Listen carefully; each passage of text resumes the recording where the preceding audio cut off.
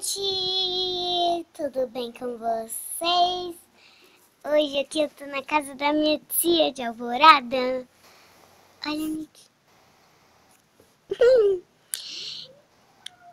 Ele tá com a tia Letícia. A tia Letícia deixou ele subir em cima do sofá. Só que tá no colo dela. É diferente, né? Hoje eu assisti o filme do Lucas Neto em Acampamento de Férias 2. Tem aqui na televisão dela. Eu quero! E eu também assisti um pouco do começo do Frozen 2. E hoje eu também joguei videogame do Mario.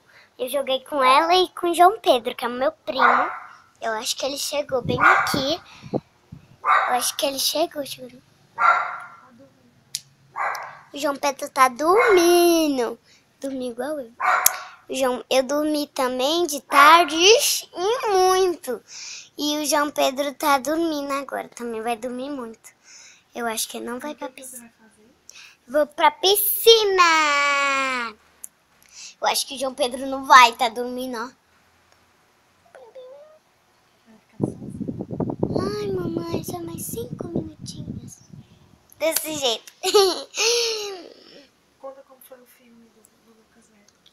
O filme do Lucas Neto é muito bom. Dá vontade de assistir 5 vezes. Milhões de vezes.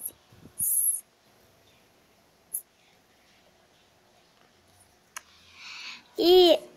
Você não entendeu. Gente, espera aí. O seu cabelo. Não quero sair. Gente, ó. E aí? Eu vou banhar o banho de piscina lá em uma chácara. Qual é o nome, tia?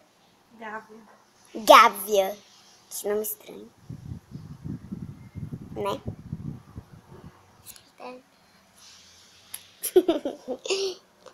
A vovó foi ali banhar, né, pra gente ir. E o João Pedro vai ter que ser o último, né? Muito último.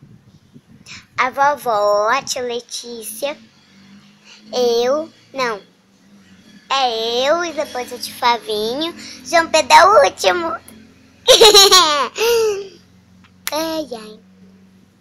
Tá feliz? Sim. E aí, quando a gente chega lá, eu mostro. Então, tchau, até a segunda parte. Dê um like nesse vídeo. Se inscreva no canal. E até o próximo vídeo. Bye, bye.